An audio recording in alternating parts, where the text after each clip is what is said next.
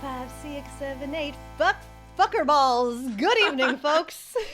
Oh, God. Welcome to the podcast. I'm Jade. I'm Kara. And I'm Erica. And this is Perfectly Marvelous, a podcast currently dedicated to the hit Hulu show Only Murders in the Building. And today we're reviewing Season 3, Episode 10, the season finale, opening night. My gosh, let's bring this baby home, y'all. Wow. Wowza. It's happened. It was intense. We've got so many hot takes. We've got so much to talk about. We're not going to get too much into how we feel about the big reveal until part 2. And part 2 will be found probably only on YouTube because my schedule, y'all, is just like batshit out of control. I mean, whose isn't right now? The three of us are just, we're all like cuckoo bananas. So if you haven't figured it out, last week, I apologize. I did not make it clear. Our part 2 with the FeedCRACK and the theories and all that is only on YouTube. And I think it's probably going to be the same deal this time.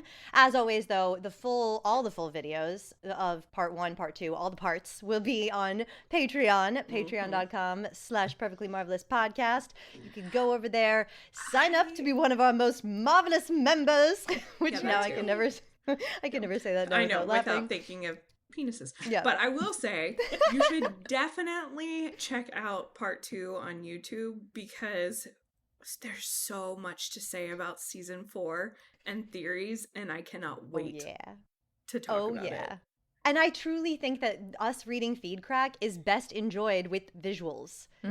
It's just, we get so physical, we get into it. Donna comes out to play. It's a good time. So, and yes. Daryl's here. So Daryl's here. Yay. Daryl is here. Always good when we have a lizard appearance. All the cast members are here. The gang's all here. Yeah. The gang's all here. She's fine. Yay. All right. So, yes, we have a bunch of bonus stuff on our Patreon. We just made a really unhinged is the word of the hour. We made a very unhinged video last week after theories that was wine and tequila induced, and I have Carl back with me again for more wine, so Carl the wine glass. The skeleton wine glass. It's a good name. It's great. So yes, before we begin, shout out to those marvelous people, the most glorious, fabulous creatures in all of the land, our beautiful patrons. Lisa, Gail, Kimberly, Melanie, Liz, Kathy, Melissa, Jane, Kay, Tarika, Eli, and welcome to our newest patron, Heather. Yay! Awesome. Welcome, Heather. One of us. One of us. Yes, that just made me fucking giddy when I saw we had a new patron. Oh, goodness me. So much happy.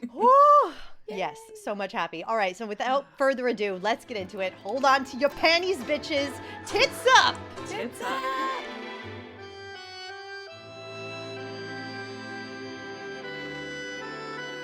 Woo! Help us, Gideon. Help us, Gideon. Help us, Gideon. We welcome you. Maybe I'll start doing that when I sweep downstairs to make it a little more entertaining for myself. I mean, if you're not doing that from now on every time you sweep, I mean, who sweeps anymore, really? That's so passé. Who sweeps anymore? Get a vacuum. Get a Dyson. I have a Roomba. It's just I have there you go. 4 animals with fur. So sometimes the Roomba needs a little help. Yeah. Oh my God, I was in a play recently where one of the main characters was a Roomba. And we had a bunch of names for it. We were just workshopping names for it, like back and forth. We landed on Veronica. That's Don't funny. ask why Veronica that the came. Roomba. Veronica. I like that. Veronica. Do you want to guess what mine's name is? You named yours too. Okay, what is it? I need to name mine. Oh, mine's a shark. I was like, take a guess. It is related to a show that we have podcasted on. Is it? Oh God, Pamela? No, is it Pamela? Yes, Pamela! Oh, nailed it. Pamela, if y'all don't know, when we covered Marvelous... Makes me happy. When we covered Marvelous Mrs. Maisel, Pamela was the name of the plunger. Susie's plunger. It seemed appropriate. Plus, I like getting the little notifications if you have the Roomba app on your phone and it gets stuck somewhere. It's like, Pamela is stuck on a cliff. Pamela. I was like, oh no. We gotta see a line. Help her out. Oh my God. First of all, there's a Roomba app. Okay. Yes. Sure there is. I love that. Because you can, it's very... Everything has an app. It's very handy. Handy dandy Roomba. All right. Mm-hmm. The more you know, you learn something new every day. Okay, this is fabulous. You're welcome for the podcast about Only Murders in the Building / Roombas. All right, getting into it. And we are Okay. not endorsing Roomba, although we will if they pay us. No. Yeah, Right? Roomba, we're open for negotiations. If you would like to collab, please, For please sure. call me. Yes, call me, beat me. Oh gosh. Okay, so cold open happens. We get a voiceover from Donna. What does a producer do? She gives birth. Duh. We see her giving birth. Duh, of course. What did that giant cell phone was fabulous. yes? She looked good. She looked good. Like, Yeah. They put an young filter on her. okay. Mhm. All right. Come on. Don't, At don't first squash, I was don't like, squash "No, you my can do dreams. that I just now." thought they aged her up a little bit. But as soon looked as the good. voiceover was her talking, I was like, okay, so she at least did the poisoning. Mhm. Like, we're gonna get that confirmed. But I did, of course, I'm sure you guys loved it too, the little Mamma Mia reference thrown yeah. in there. I loved with it. Miss Meryl Oh, Streep. of course. Yes, That love was that. perfect. Yeah, the awesome '90s phone, the '90s hair, and the Mamma Mia Mhm. reference. I was like, oh, I was cracking up.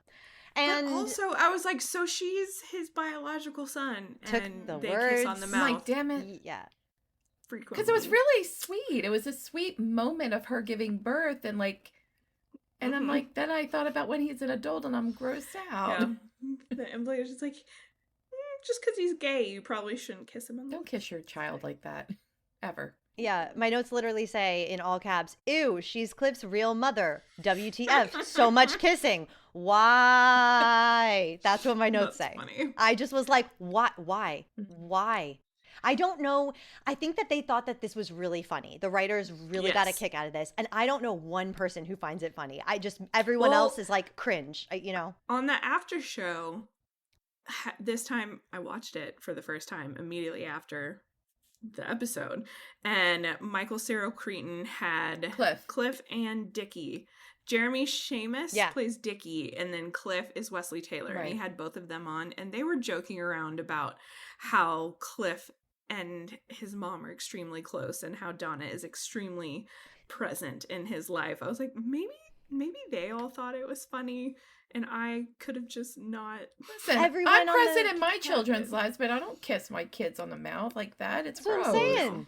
I'm I mean, sorry. no. It's disturbing. It weirds me out. Like the thought of, well, kissing either of my parents on the mouth is weird, but the thought of Oh. kissing the parent of like my dad, like the gender that I'm typically attracted to, is like, no, let's just not. So, That see, seems like a terrible thing. I grew up in a very touchy-feely family. Like, we're very physical with each other. My love is like, I can't keep my hands off anybody I love, you know, and I'm very open with my feelings, my emotions. So I always kiss everyone in my family on the lips. I kiss my friends on Yeah, the but lips. not like that. you know, That, like, We just hug. But Yeah. no, not Not like like open that. mouth, open mouth, lips hinging on each other. Like you're up inside your and mom's I mouth. know a lot of families that do that will kiss each other on the lips, but it's like very like it's fine. There's some movie. Yeah. Like Daddy's Home with Will Ferrell and John Lithgow plays his dad, and that is when that is funny. Like he kisses him on the mouth when he sees him, and Yeah. I think it's Mark Wahlberg's character is just like, what the fuck is going on? Like that. Maybe if they did that it I once, thought was maybe it would have funny. been funny, but they Yes. did it so much it became It like just kept coming up. It's like, Yeah. I Yeah. I don't know. I just was like, why? Yeah. There's nothing more we can say about it. I mean, you don't want to think they beat the thought dead it was a horse. red herring. Like, I don't think they thought people would start to say, oh, he's adopted. Like, I don't think they thought that far into it. I was convinced. just- You know, I was convinced. I said it every week. Yeah. There's no way. This is Hulu Yeah. / Disney. They're not going to play incest for humor. And they sure as shit did. They thought it was hilarious. Anyway, I don't want to beat the fucking dead horse, but like, Yeah. Nay. Yeah. it just, I could go on about it. Like, Confirmed. yeah, Confirmed. it's just weird. That it's Yeah. weird. There- that she's his real mom. Mhm. Yep. and they also that's where she said she was going to protect him for the rest of your life. I'm like, okay. What mother doesn't say that, Exactly. right? Yeah. I actually Shocking no one. yeah. I did try to Google the song "Rest of Your Life." I was like, oh, is that a song like from a Broadway show that I don't recognize off the top of my head? I don't think so. I could find it, but I did like she was trying to get a song that sounded like an Andrew Lloyd Webber song. Yes. Oh yeah, I was wondering if that was a real. I didn't find anything. There was a song called "Rest of Your Life" that's like a country song I found on, but I'm not in. Yeah, probably. Yeah, but that's all I could really find. I didn't see anything. This next scene with Loretta, she's out of jail, she's safe. Crowd goes wild. We love to see it. Thank you, Charles, for bailing her out. That was really funny. He was like, I'm the one who bailed you out. And he's like, when you couldn't find your Amex, I showed you where the visa was located. Way to lend a helping hand, Oliver. Right on. Team effort. And it's adorable. This is, okay, I thought it was, I had to like take a moment and just be like, how thrilling is it to have Meryl Streep on this season? Mm-hmm. It's that like, was so fun. You know, it was having her there solving the mystery with the murder board. It was just thrilling. And the fist bumping with Selena Gomez. It's just, I love this. Cute. We have this.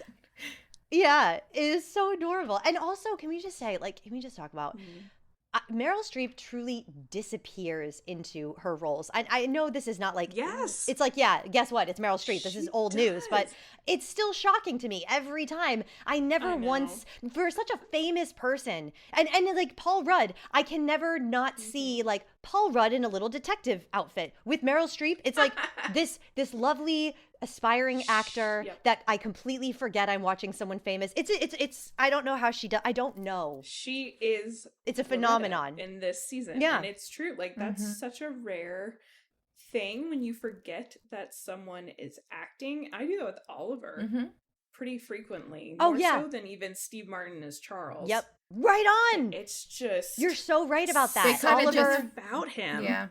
And that's why, you guys, the scenes with those two together in love, I just melt when I'm watching them, you know? I can't, like, they look like such a good couple. They have this undeniable chemistry. Please, are you guys sure you don't love each other in real life? Like, could you maybe try? Because I just need it to be true. Like, please, fall in love. It's so damn cute. Oh, I love it. Just try a little. Just a little. Just try. Are Maybe either of them married? Maybe just, I think they're both married. Maybe just have sex. Oh, maybe just like, maybe foursome it up and then maybe see if that can work. We could ship them. They're too cute. It's 2023, people. Right. And Swing guess it. what? We got Swing a happy ending with them at least, even though it wasn't. Yeah. I was so worried. Sorta. California. Yeah. All right. We will get there. So I'm a 12-year-old. I have no shame in my game, and I just find nudity so funny. Everyone knows this is not a surprise. Yes. Pants dropping. All right. There's not enough pants dropping going on right now. Not enough ever, right? Everyone drop trow and take a bow like they did in the end of this episode. But also, can we also point out 9 Tonys Donna has won? Wow, right? She is a big deal. Like, I could see why she wants Cliff to carry on her legacy and not fuck it up. Right. Basically. Like, she was, now it's out of my brain and I didn't write it down, but she's based on a real mother-son producing duo. Oh, that's which right. I will look it up. And in part 2, we will have that information. Yeah, I wrote it down a couple of episodes ago. Anywho, all right, back to the scene. What else did we love about this scene with the trio and plus Loretta? I really enjoyed so many of these lines. The meta call out from Oliver. I've had like 6 heart attacks this season, Charles. Can we move past this shitty review and just recap what we know? That was hilarious. And then Loretta, I love the fact that she helped them by pointing out, bringing out the handkerchief and Dickie being, protective of her, thinking the lipstick somehow implicated her. Yeah. But I still don't understand about the bloody fingerprints.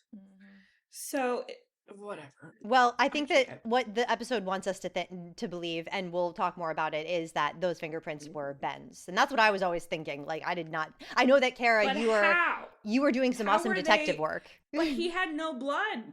There was no blood left on him. Yeah. When that happened, And the handkerchief also didn't look bloody in his hand when he was, dead at the beginning of episode 2. So I was like, did Uma just get kind of sloppy in there and like put one hand in his blood and pick up the handkerchief? I like that. I think that should be canon. I enjoy that as the idea. But that's let's the go. only logical explanation other than they fucked up. Well, they will get there because they fucked up quite a few times this season. I wonder if the continuity department is looking for new hires for Only Murders in the Building, because let me tell you, somebody was. Look, when you're doing a murder mystery show, that stuff becomes really important. It's just like you have people with the ability to screenshot and zoom in and do all sorts of things. You gotta think about that stuff. Yeah, it's a little more important on a murder mystery show than it is normally. It's normally important.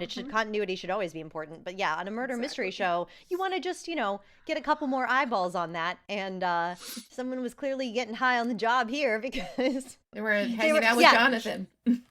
Yeah, right? Taking the leading man cocktail. I loved that too. I still feel kind of torn as to what was actually my most marvelous moment. Okay, well, we have one here. We have one really good one. This was that wonderful moment. Yeah. Cackled. Yeah. Oh, That's my two that I narrowed down to are the moments that made me laugh the loudest. And good old Oliver. Well, it's the finale. You're allowed to have 2, so I've got like 20. So here we go. Also, inhaling dip with a spoon. I'm all about that. Yeah. Oh, I want some dip now. Let's just talk about how cute Mabel looks.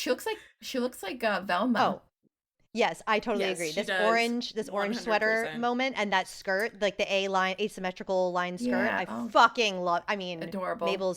Mabel's been rocking. Like little Scoobies. Spot on this whole season. But this was one of my absolute favorite looks from Mabel. This might actually be my favorite look. Thank you for calling it out because I totally agree.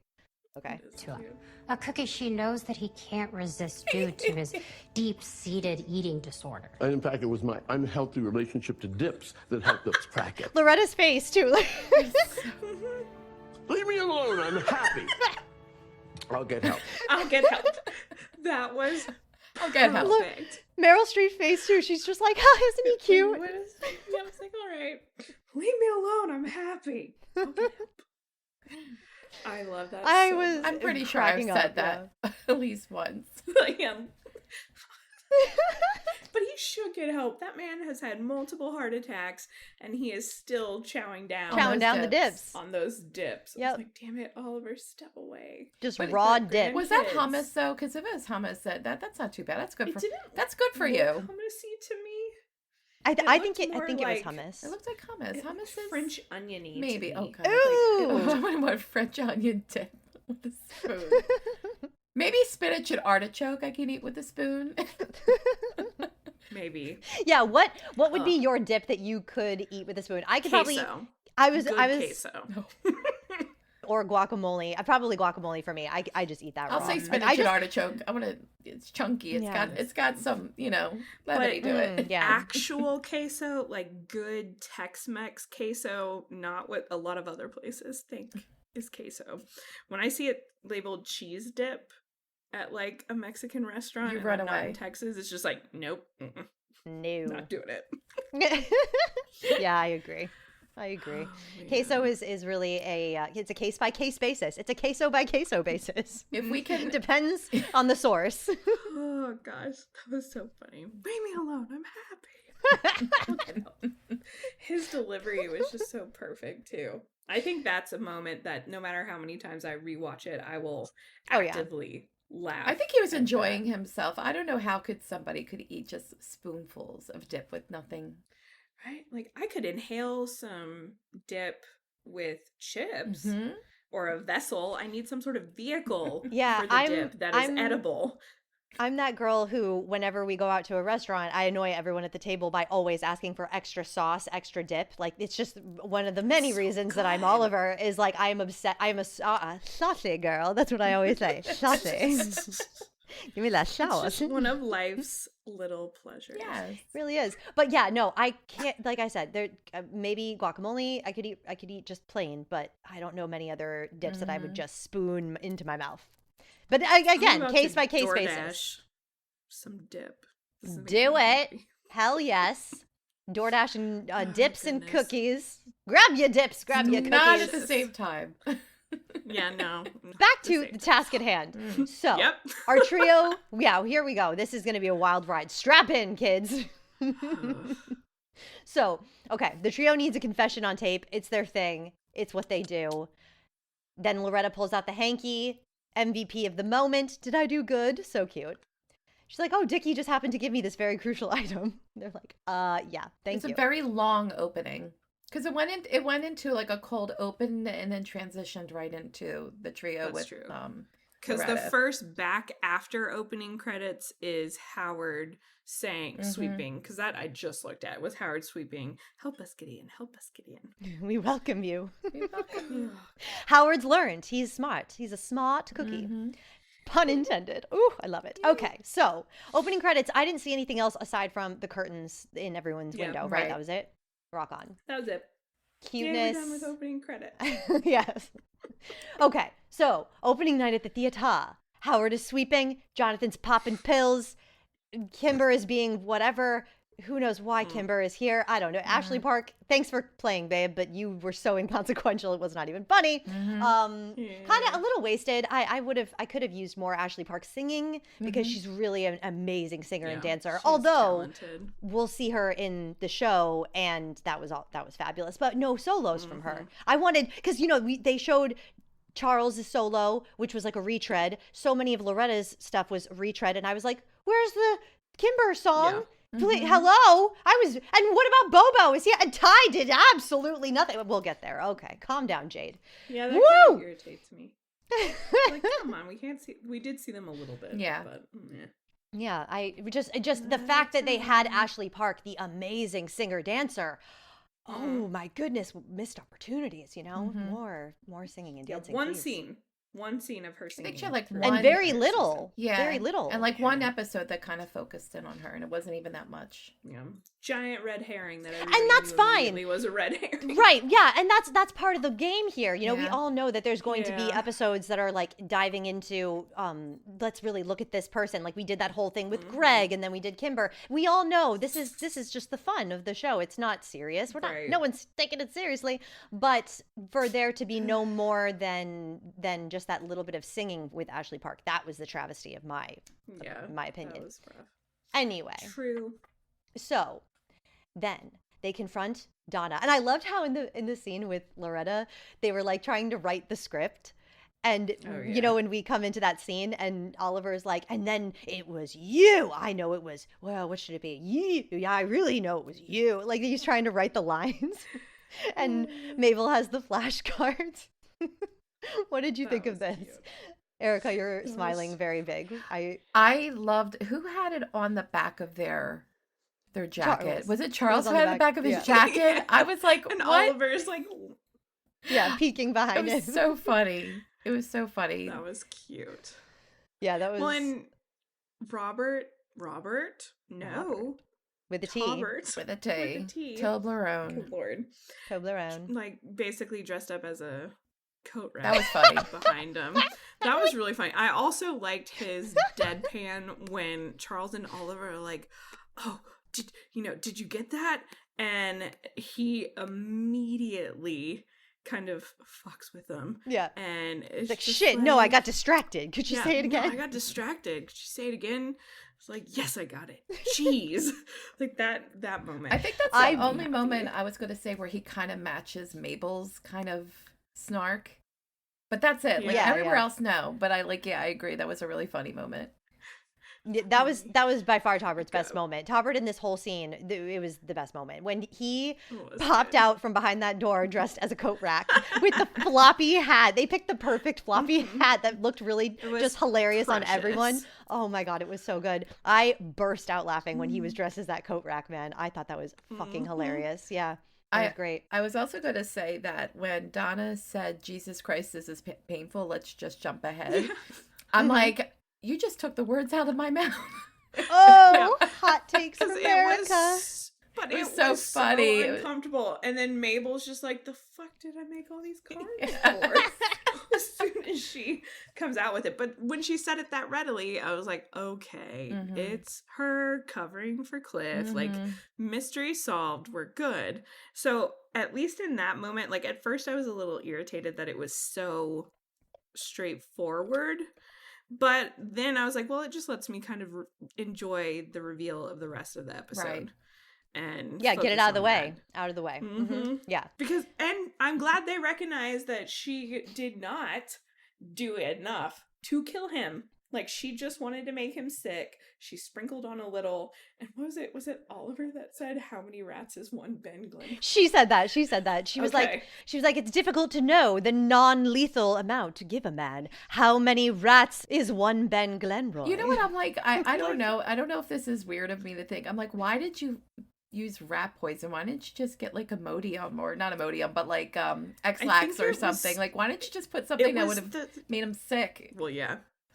But I think it was a crime of opportunity. Yeah. Oh, like, yeah. how they imagined it with, she's got, knowledge of this terrible review. She looks up, sees the rat poison, and it's just like, all right, we need to get this boy out. This'll fix now. it. Yeah, which is a little demented. But, and so we were right about the cancer and her being sick and that kind of terminal. Explaining why she took such a drastic step that she might not normally take, poisoning him. I think it's more appropriate to talk about later with the elevator scene, but I want to talk about what they could actually have charged her with. Ooh. Because it was, the lawyer speaks.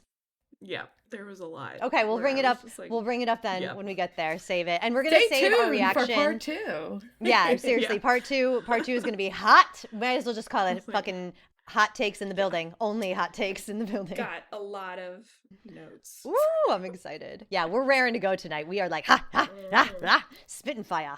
I know Erica's got some hot takes, and that's that. I love when that happens.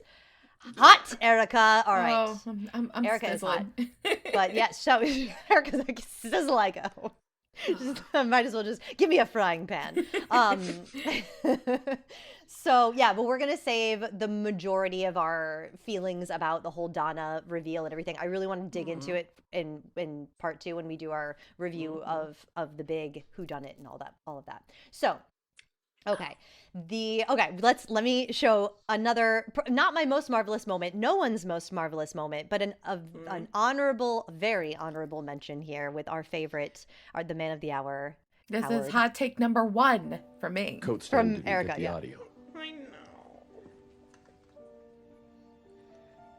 I did it. I killed She was so Ben good in Glenroy. this scene. She Yeah. really was. Hello. Oliver, we have a big fucking problem. Your cardio conditioning? Yes, that is So a big rude, fucking Oliver. problem. But that is not this big fucking problem. It's Jonathan. He can't go on. He's taken a bunch of pills and he is completely out of it. The leading man cocktail. Jesus! Why are you a coat stand? Howard, Jonathan has got to go on. Who's going to replace our leading man on 5 minutes' notice? I don't know. But we'll need someone who knows his every line. Someone who's studied his every gesture, his every intonation. Someone who never sought the spotlight, but is willing to accept Grabs the hat. of the detective's hat. Yes. Howard, are you saying what I think you're saying? I've thought about Done. this scene way too much. I know. Done. Way I went too from much. being like Okay. up here, being super excited to see Howard, and then just being pissed. Yes. Y'all. But I'm like, did Oliver like Immediately. just not get it and go, "Oh, are you saying I should do it? Okay, I'll do it." Like No. I'm like, did you just Because it's Oliver. Yeah, I Like, know. I'm like, that's Howard. So awful. What do you So you guys remember the video I sent you as I was watching, because I think I was watching it. I know I watched Oh, it before. yeah. I watched it before Erica, and I think Kara, had Yeah. you already seen it at the time when I I sent was you the I video? watched it about to last, start yeah. it. Okay, so I was the first When one you of the sent it. 3 of us to Yeah. watch it, and it was like the middle of the afternoon, and I was watching it, and as soon as this moment happened, he put on that hat, and then it cut to black. I paused, picked up my phone, and I sent you guys a video message saying, oh my God, something happens. It's 10 minutes in. I haven't, no spoilers, but Howard has a moment, and I was cheering on my feet, cheering, fuck yes, go Howard, yay Howard. I was so happy. Okay, 2 minutes later, I sent you another video message. Well, guess Missed not. opportunity. I Okay, and immediately understood why you were disappointed. And it's like this, okay? It's like this. I quickly realized that, no, this is great. I'm very happy.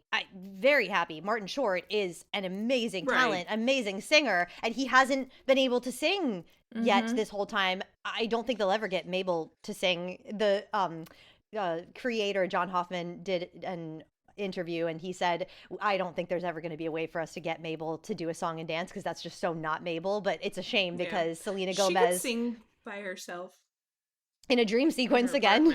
Yeah, or like something. Yeah. Oh, maybe that she could maybe sing into like a hairbrush. Yeah. Or maybe or in a shower. That I could see her doing. Her and Theo maybe Aw. could be dancing around, and oh, that could be fun. All right. Anyway, but the point is, so yeah, I was like, it really says something about how amazing Michael Cyril Cretin is that I could be disappointed a little and let down a little by the one, the only Martin Short, the great, amazing singer dancer. Yep. You know, truly, I wanted to see Howard.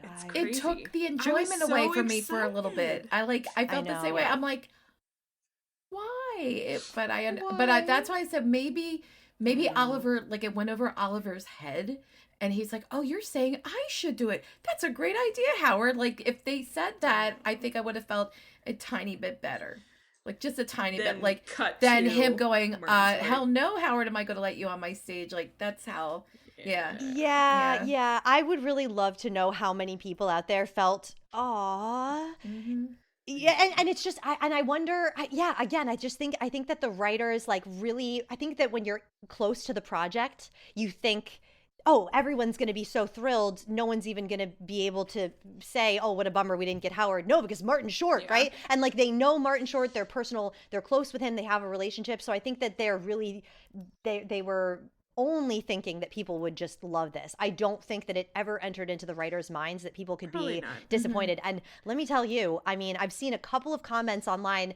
I can't remember if any are in the FeedCRACK about how they felt about the Howard letdown, but a lot of people were let down as well. So it's not just us. Wow. I would love to know how many of our listeners, please. I know, I'm curious. Comment, if you felt the same. It was like a little gut punch. I was like, oh my gosh, Howard, this is going to be fantastic. And then, I mean, Martin Short, great. Great, but amazing. It does say a lot for Michael Cyril Cretin that we were all collectively like, what the hell? Aww. Come on, like, let us see Howard. Yeah, truly. And I think that the writers and the creators of the show must have underestimated how, because this is, they write it all obviously before we see any of the episodes. So at this point, Howard is so held in such high regard for everyone, I think, because he's just been nailing it so hard this season that we are all just like, more Howard, Team please. Howard. Oh my God. Yeah. We're going to see Howard on stage. Like, what? Yeah. I also, love more Howard. You know what I also think it is too? I think it feeds into the fact that the character Howard has that moment where he says, my mother said I was a bad performer, and all of our hearts broke for him. Yeah. We have this emotional, so sad, this backstory with Howard where like, and then just to have it built up like that, just to cut to black, and then we're all expecting those steps to be Howard, and then pan up to like Martin Short. I don't know. I think that it does both Howard and Martin Short. Howard, like he's a person. A disservice, yeah. Because no one wants to be let down by Martin Short, and no one wants to feel the lacking of, oh, you were going to give us Michael Cyril Cretin and then you just took it away. I feel that I'm harping, and I apologize, but I felt the same way. And I also felt that just the way his character was used this season, like he was one of the most helpful parts of this case. Like he's the one who came through multiple times. He helped Oliver with the show. That review. He taped it all together. Of those little pieces together. He better be allowed on that podcast. broadcast Like, justice for Howard's Howard. the MVP. We never- is. basically for season 3. They didn't let us know. Come on. Absolutely. Yeah, that's a question I have in need our some series. closure.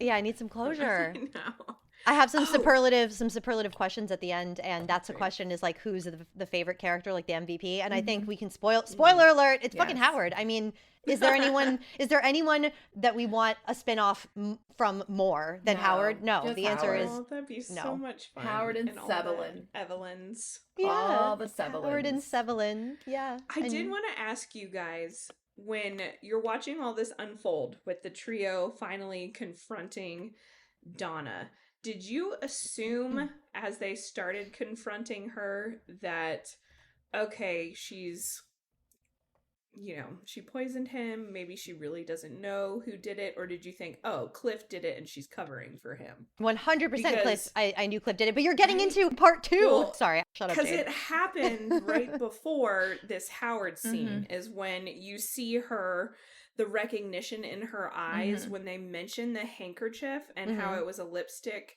shade of Donna's. I feel like obviously like it flashes, and she Yeah. does a good job of doing this subtly, and I think Mabel picks up on it. Yeah. She's Yes. the only one.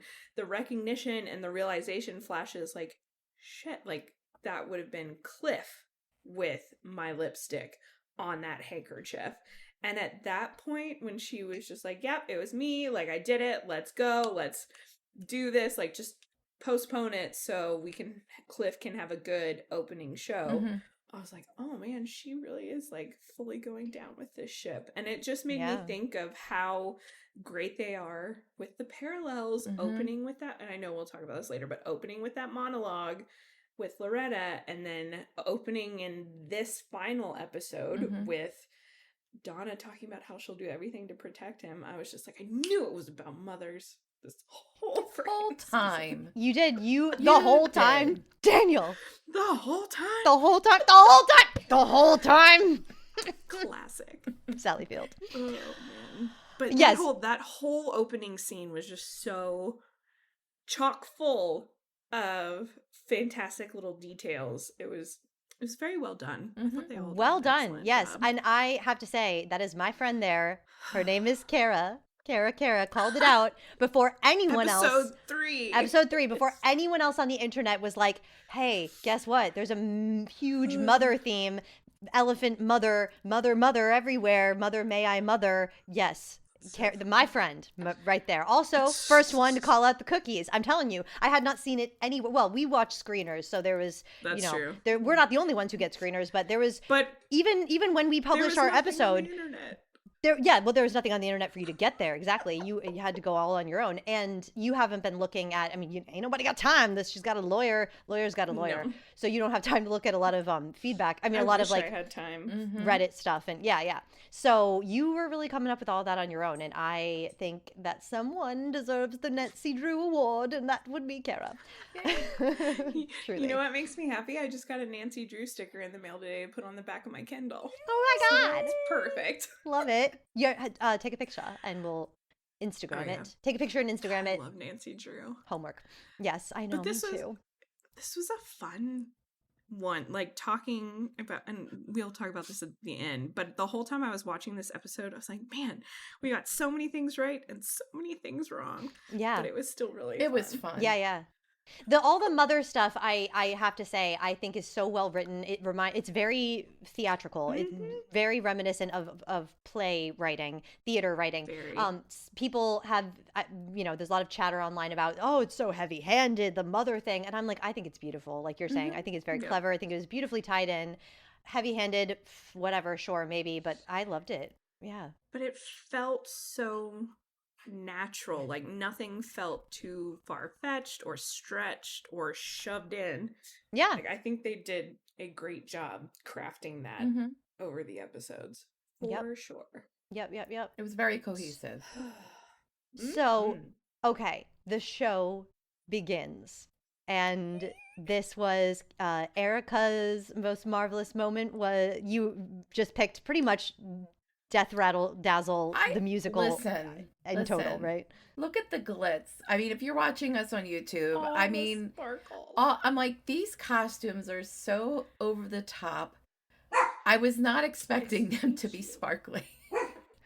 Sparkling. Let Rufus Oh out my 'cause he really God! wants to talk. Someone got their bedazzler. Look, even Loretta is bedazzled. I love it so much. Oh yeah, I love everyone it. is bedazzled. It's amazing. We'll wait for dog business to be taken care of before we play this But moment. the bedazzling thing also made me super happy that it was referenced in Maxine's review at the end, describing Oliver as Botox bedazzled. Bedazzled. I know. He was bedazzled. I just Okay, really here we go. I appreciated that we actually got to see this finished Yeah, product. the whole musical. Yeah, exactly. Yes. Yeah. At the edge of the world, in the dead of the night. Oh, crap. I forgot. I have to take the volume down because we will get copyright stricken. But I love how everyone is, we can't play any of the music. Sad stories. I know. So we're just going to have to comment. We will give you a commentary we'll as we have watch Kara sing it. You can watch. Please. You can watch the full Creatures of the Night part just on its own on Hulu. It's like 3 minutes. Oh, So, awesome. Okay, yeah. Well, I did that like 10 times today. but I love everyone's reactions when Oliver walks out. Like, this was just such a last minute decision that everyone on stage is like, wait, what's happening? Is this? Just go with it. It's fine. Is that Especially Jonathan, or not Jonathan, Ty's big contribution. That look. I just wish it was Jonathan. So yes, so the costumes are sparkling. The crab men, the breeding crab men, are dancing. merm women are. So... Oh my gosh! And yeah, Kimber's dress was fabulous. And she's in red, Miss Love Red it. Herring. Yes, another red herring to add to the red herring pile. Yeah, this was Pile is correct. this was incredible. Bobo. So much Bobo's so sparkle. And then Oh, Howard this broke my Howard, heart. no. doing the Why moves did they- in the you know wings. what? Here, sorry, hot take from Erica. Where is the ensemble? I love that too. Why aren't there more people on that stage? Oh, Oh, I yeah. know. Yeah, there was like 5 or 6 others aside from the main Yeah. characters, maybe. Yeah. But yeah, not too many. Yeah. That little glimpse of Matthew Broderick and Uma, that could have been another marvelous moment. Yeah, Because that was funny. hilarious. Wait, let me go back to that. When we see Charles in his costume, this this constable costume, like this sparkly. sparkly dress he has on. Oh my god. Oh, Just like, oh, So all right. funny. Steve Martin was killing me. There was a moment too that I precious. wanted to play. Oh yeah, It there was was this funny. little hop that Oliver does. It's at 15 minutes and 44 seconds. I loved, oh god, the lyrics too. What was it? Suspects uncanny, a constable, a nanny. Do they all have secrets to hide? Ha ha ha! It was so good. Okay, so this was one of my most marvelous moments. It was like I just could not get enough of this little hop that Martin Short does here. Hop. I tell you, when I saw that, I howled. And the huge rattles. I'm like, yeah. I know. the big Yeah. maraca rattles. Happening? I love That it. constable costume is I just want hysterical. Loretta's hat. I would totally wear that. It's true. Yeah, this was pretty damn It's a good hat. fabulous. Oh, look at man. completely innocent. Completely Taubert. innocent Taubert. Yeah, Mm-hmm. there he is. So let us get to that. Oh yeah, we also got to mention Uma's in the audience, and the Uma. crowd goes wild. So funny. She's only there to be She supportive. and- Because Yeah, I'm so super fucking supportive.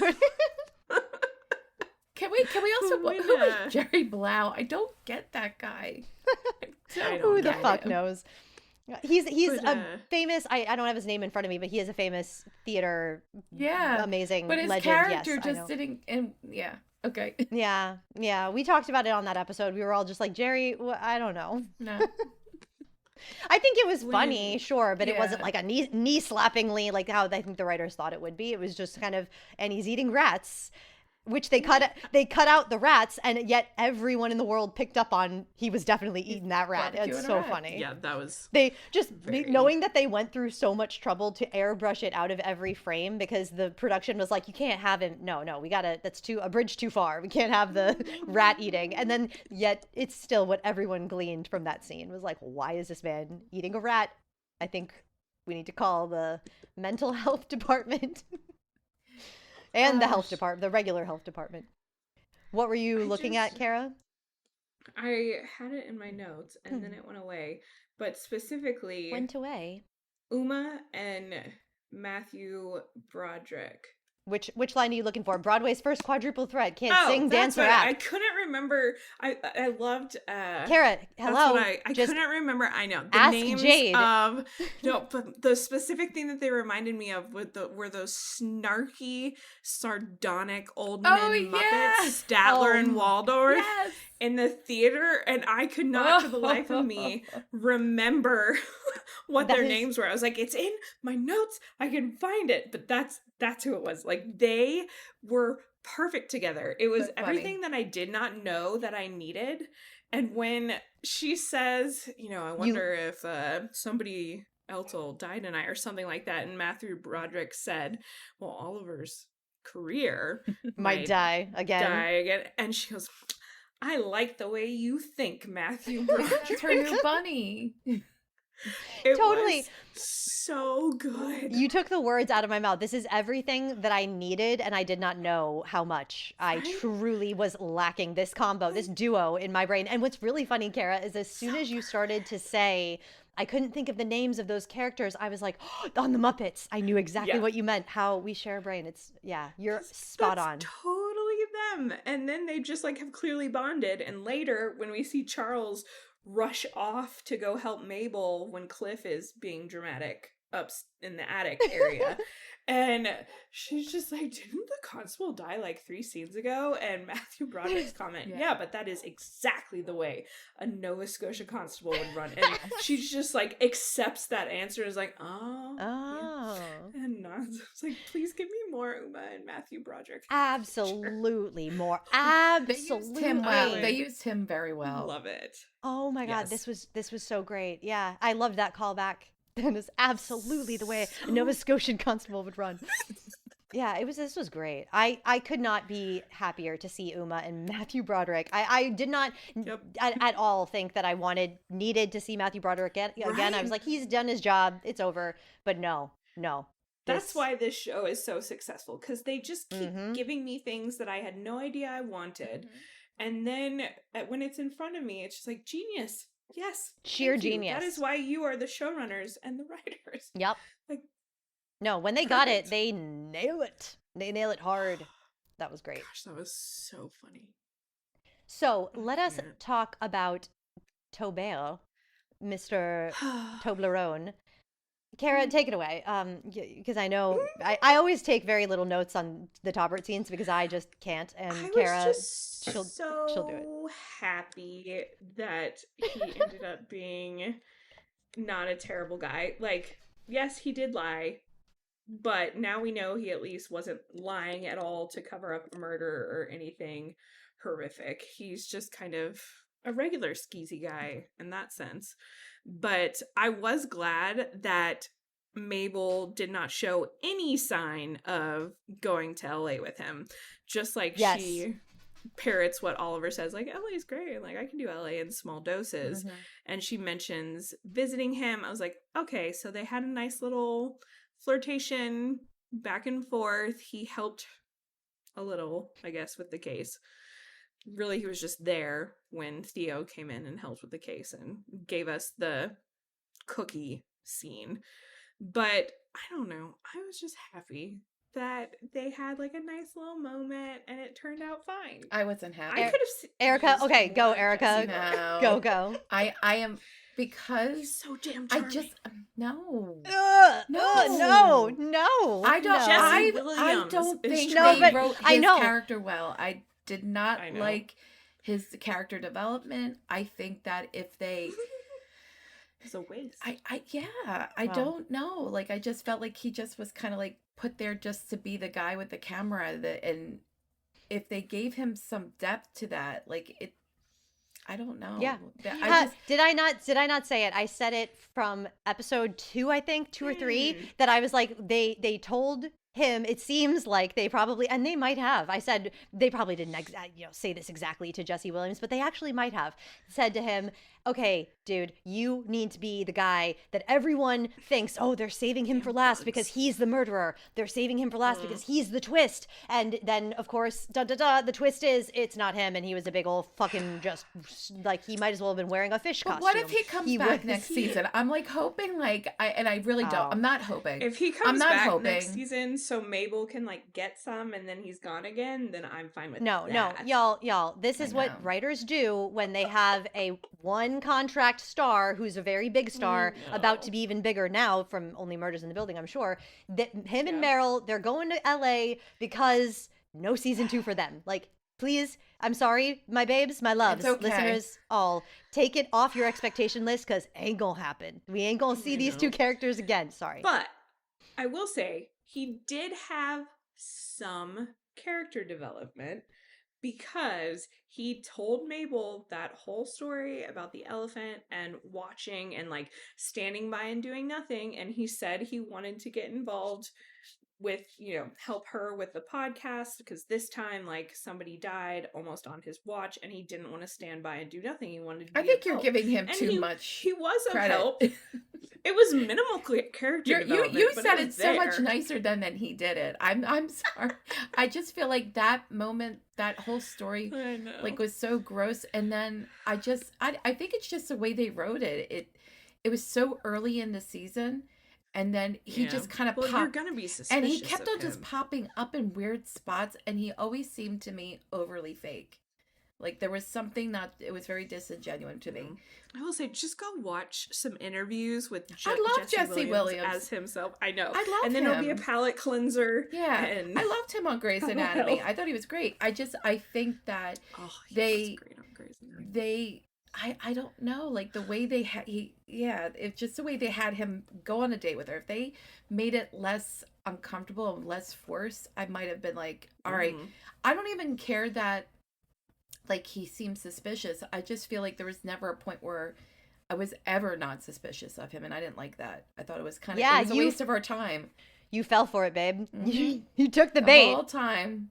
The Taubert bait. The whole time. I'm not the only one, I don't think. No, you're not. Everyone. Because the majority. He just seemed like a skeezy kind of guy who's just trying to get in Mabel's pants, but then happened to be, like, trying to force himself into the case. And I feel like the ending just, like, it didn't fall for me. It felt very flat. I am sorry, Kara. I'm with Eric on this one. I do not find Jesse Williams sexy or not, obviously not sexy for me, but, like, I don't find him charismatic or anything. He just kind of skeeves me out. Like, that whispery thing he did. I hate ASMR. I thought that was super hot. Of course. Like, I was sitting there, I was just like, no. She's sitting there like, how is No, I think he's very handsome. Sitting there so calm.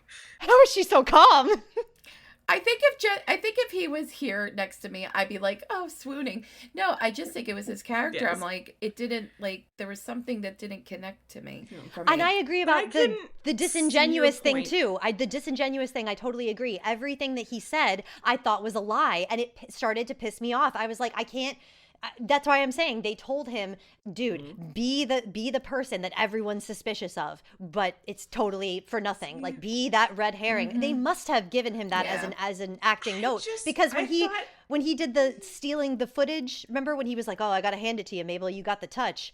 That we all were like, oh, lies upon lies. It's so fake, right? Like, everything he said seemed disingenuous. And I don't know if that's, I've never seen Jesse Williams in anything else. I don't know if this is him as an actor or if it was a character note and he was doing it intentionally. But yeah, I agree. I never suspected him as the murderer. I knew what they were doing as an avid mystery goer, of years past. I'm like, no, this is textbook red herring. I just think that I can step outside of, myself for a second. And if it had been another actor that I didn't find charming or didn't really love, then I probably would have been irritated that more didn't come from that storyline. I think that's what But bothers with me Jesse the most. Williams, I took it as he was telling the truth, which is, in real life, there's no way in hell I would see it this way, but I took it as he was telling the truth from when he came clean about the elephant story onward. And that was when he wanted to, like, bond with Mabel, help her out. But there are tons of people who did not see it that way. So either the acting or the writing or both was a little ambiguous and missed a bit with his character. Yeah. Okay, Riley, I am not a sore loser. I don't care that he wasn't involved. I think it fell. Like, I'm like, at the very end, I'm like, okay. No, I don't get it. Yeah, I totally knew. I was like, I never once thought any suspicion was on him. If And so they I wanted thought it was a Mabel little to easy. do something or like have something to do outside of the trio, then bring Theo in more. Thank you. Like that would have been way more enjoyable because Yeah. I loved that episode and I did like Taubert and Theo kind of bonding, but I would have been okay with just Mabel and Theo stuff. Totally. That would have been entertaining. Agreed. More James Caverly, please. Yeah. So, okay, getting back to the show, Oliver comes off stage. God, that was incredible. I feel 58 again. He was having the time of his life. And I'm thinking to myself, screaming over here, how is he getting the okay from his doctors to go on stage and act and sing and dance? I mean, I guess he didn't. Like, this was a total spur of the moment decision to do this little Broadway show opening. But he's doing like this dangerous stunt later, which would be dangerous for any actor of any age to fall from a lighthouse. And he's black swanning his ass off over here. Yeah, it was Oliver the superhero. Okay. And then run up a million stairs immediately after. And I loved how Great idea. Great idea. Great plans. Yes. I loved how him and Charles were both just like, God, that's a lot of stairs. Yeah. Right? That was so funny. So cute. Okay, so can I just say, I don't get this Broadway show. Did you guys notice there were no scene transitions? That every time a number ended, and I'll show you an example of it right here.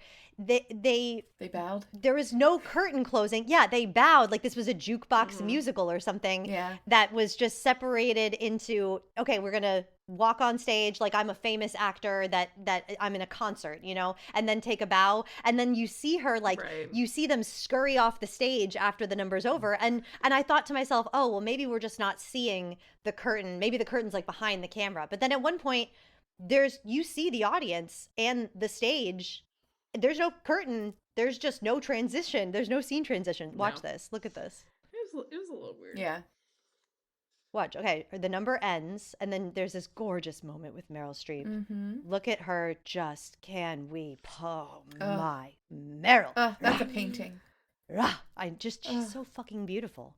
She's just so beautiful. Okay, so then scurry, scurry, scurry. What is happening here? Where is the scene change? I don't understand it. Make it make sense. I don't know. TV logic. But it's just so naughty. It's like, this is, I don't know. Yeah, I think because I'm such a theater person, it's like all I could see.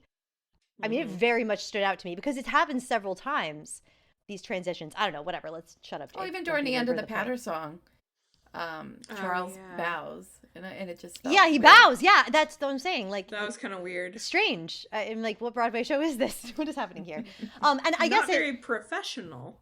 It's just odd. I mean, I guess if it were like a concert musical that was just, they've had them before. Like there was a Motown musical that was like that, where the transitions were kind of. But even then, they still were acting. Transitions. They were still like Les Mis, the 10th anniversary of Les Mis, where they did a concert. They still acted. There was never. They didn't break that character to bow between songs. Yeah, it's strange. Anyway, okay. So then, this whole Loretta and Dickie moment where Mabel sees them off stage and Dickie knows it's his mom. What did we think? What did you guys think? I thought he was about to try to kiss her. Yeah. I was worried that he was getting the wrong vibe somehow and it was going to be a romantic thing. I'm very glad that did not happen, but I was just like, bracing myself for it, and then I was like, oh, okay, it actually is sweet. So when I watched it the second time, it was a little, you got that anxiety was taken away. Yeah. Yes. I felt the same way. Yeah, you do too. I've heard a lot of people say that they were worried that Dickie was It's thinking funny. that he was kind of into Loretta because she was acting like a giddy schoolgirl. And yeah, I don't know if the writers intended us to see that or not. Like Or I if it was was just saying, the way they were playing they it. were playing it. Yeah, I don't know. I think that they probably didn't take it down any notches because they were like, oh, that'll be a good part for the mystery that people will think, oh no, maybe they're romantic together Yeah. and that's not his mother, and maybe it's gonna be, God, that would really be taking incest too far if they were I both know. into each other and then like Loretta didn't know that was her son or something. It's like, oh, that's Ugh. give me a puke bucket. No, That let's didn't not do happen. That wasn't that's not this show. Thank But goodness. the second time around, it was very sweet. Yes. And I was very happy for both of them. Because Yeah. with Dickie, and they kind of touched on this in the after show, where it's like, look, he has been taking care of Ben his entire life, looking out for him, having to worry about Ben, and kind of prioritizing him. And their parents were the same way. And now Dickie has someone who just wants to look out for him and cares about him. And it's like, oh, okay, that is nice. It's much sweeter than me thinking. It's a that nice little his- happy ending. His mom. Yeah. Another one that you totally nailed, Kara. You were the one who brought it up, that you were like, I think that when she was singing, it really looked like she was singing right at Dickie. Because the way that they filmed it when she was doing the Lighthouse song in Oliver's apartment, when Ashley Yeah. Park joined her for the ending, they were not filming the whole room so that you could see her eye line. They just kept cutting back and forth. And Right. you Well, picked it up was on it that she wasn't singing it. over Yeah. Martin Short's shoulder. And I think that's when he knew. Like, that's when because you see all of these different expressions go across his face in that moment. And I would love to know what they knew and when they knew it. Like, did he and Meryl Streep know that they were mother and son Oh, from yeah. the beginning? Did I'm that sh- influence And I how think they he played said it? that. Like, I think Dickie says that when he first heard her sing, or maybe when he first Yeah. heard her. Did he hear her Yeah. for her He said- audition? Did He said it was like you were calling to me, like the lighthouse. He didn't Yeah, specify that was a exactly good line. Yeah. when, but yeah. And he said, I can't Yeah. explain it any more than I can explain the plot of this show. And I'm like, in Nailed it. word. Nailed that it. was cute. Yep. Oh my gosh. And can Yeah, I just that say was- how much Meryl Streep and Jeremy Shamus They look alike. They do. It is. Yes, it I is. believe it. I mean, and I wanted to say it before and I always forget. Shocking how much they look like they could be related. I mean, really. Yeah. Really, really. You want to Yep. hear something funny? They always my mom is told that she looks like Meryl Streep, so it's like see my Ooh. mom up there. I'll have to show That's you. such Aw. a nice It compliment. is a nice. I'll show you a picture of my mom. Not on Yeah, camera. I want to see. I Yeah, know. not for I everybody. love how, just for Yeah. us. like, Meryl Streep is Maybe stunning, she's one of my but long lost also relatives. Oh, that would be so cool. We got Yeah. similar noses. What you were just saying, Kara, yeah, Meryl Streep is stunning, but not in a conventional way. She's got something very unique about her face, her look, her yeah, like she's when just she was so younger, interesting. yeah, when she was younger, she did too. She's got something just otherworldly about her, almost ethereal, like angelic. But then Yeah. there's this sharpness to her as well, and there's a depth. I mean, it's so much of your personality plays into the way Yeah. that you look, especially to people who are more sensitive to like energies, and you can just tell that. I was going to say Loretta. Meryl Streep is just a beautiful human. Yeah. So So turns out so is Loretta. Yes. So that's good. yeah, there's nothing evil about her. Nope, not at all. I loved this scene. I think that it hit really hard for me because people who have listened to me podcast, I'm sure I've told this story more than once. I can recall telling it at least once before. But a little interesting fun fact about me is that my father, who I was told and he was told by my mother that this is your daughter, and he's my sister's father, but I was 20 in my late 20s when I was told that's not your father, that's not your biological dad, it's someone else, and that was That's a shocking. Fun revelation. Yeah. It's like, okay, great. Yeah. But it really hit home when Loretta was saying I made a decision when I was that you can only make when you're too young to make it. And I do not at all hold any grudges against my mama for lying to me and my father, you know, the guy who raised me, lying to both of us. Complications, reasons, she had her reasons. Yeah. So I would not change anything. But meeting my biological parent in my late 20s was a really crazy, world-rocking experience. wow. And it's bizarre Can't to be, imagine. yeah, it's bizarre to be an adult and have the feeling of being like born and instantly falling in love with someone just as soon as you lay eyes on them. Mm-hmm. So it hit me really hard, and I cried in this moment. I don't think that probably many people were moved to tears, although Meryl Streep's acting, just the tear rolling down her cheek, I mean, just phenomenal, right? And Jeremy Shamus too. That's good. They're both so good. Yeah, this was very moving, but I was quite weepy because it just really touched me that I knew, I was like, I remember that feeling when I first looked at my biological father, and all I could think to say was, "You're pretty." And it was like looking, because also I take after him so much and I look like him so much. I believe it's true. Like, seriously, do check this against everyone in your life that you know who has children. The firstborn son always looks like the mother, and the firstborn daughter always looks like the father. It's yeah. And so all my life I was like, who do I really look like? Because I felt it my whole life that there was something about me that was just not, that didn't belong. And why do I feel like, I would tell people when I was really little that I was adopted, and I just I thought that I was just being dramatic and just wanting attention, but which I probably was you're too. Kind of intuitive also. Well, yeah, it's just like I could feel that I was like out of place a little bit. But yeah, so when I looked at my father's face, it was kind of like weirdly looking in a mirror, because we look so much alike, because I was the first child that he ever gave life Must have to. been wild. Yeah, it was wild. We have it on camera. Intense. We have footage of our meeting in Times Square. Nice. Oh my gosh.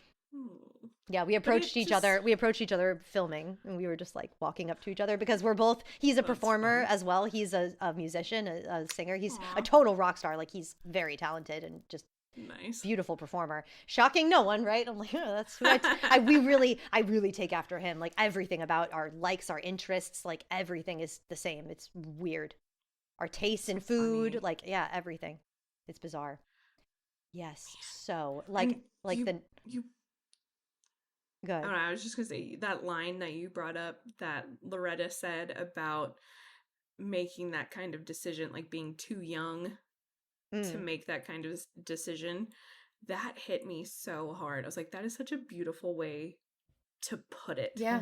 And it's true. Like, whether or not someone could relate specifically to what you're describing, there are millions of people that watch that episode and can think back to some decision that they were too young to make, that they had to make. Whether it be, do I have this child? Do I not have this child? Do I raise this child on my own? Do I give this child up for adoption, or anything else impactful when you're young? And just hearing her describe it that way, and the way Meryl Streep delivered it, I was like, that was beautiful. It was. Like, that little snippet was just so well done. I don't know how many times I've said well done on this podcast. If you're at home, you might as well be taking a shot every time I say well done. But it's true. It was. Yeah. It was just perfectly delivered. Yeah. Very poignant, I thought. And I really the loved second time around. Yeah, I really loved the way that it tied in perfectly. Mabel seeing this moment out of the corner of her eye, and then the other eye turning to see, and she was like, "Oh, mother stuff." Yep. Why this like little like niggling thing in the back of her mind since Donna said I did it has been bugging her, and she just turns her attention slightly to see Cliff and Donna in the audience. So this is my question. My question is, why, Donna, would you tell your son right mid-performance, guess what? I just confessed to the murder that you committed. Right now, telling you this. Why? I know. Because movies got a movie. I mean, TV shows got to go, like drama. But logic does not apply. Yes, no. I was like, why? Realistically, I would not trust the trio not to immediately call the cops with that information. Like, they didn't really do anything to assure her that they wouldn't be calling the cops immediately, and they'd let the play go on. Well, they must have. I mean, the and scene then call them. cut, but obviously they said, "Okay, fine, we'll give you till the end of the show." Because that was going to be the next question. I would not trust that. Would you guys have? I mean, Kara, you're a lawyer. You're like, no, I would have fucking called the cops. Justice needs to be fucking served. I feel that Erica and I probably would have been like, all right, fine. I would have been like, all right. Yeah, I would have called the cops, let them know what was going on, and have them basically stationed at every single. Oh, come on now. door. You know that Williams would have came in here and said, stop the fucking show. We got a murderer. Or It something. depends. If it's me, NYPD, what kind of motherfuckers! relationship do you have with the cops that you're calling? Like, do they know you or do they not? If it's Mabel and the trio, they've all been warned about them. Like, Detective Williams probably, well, she's a theater fan. I don't know. Maybe she would have made everybody wait and, like, hold up so they could watch the show. and then Where go was she? arrest She them. would have been there. Truth. I know. Truth.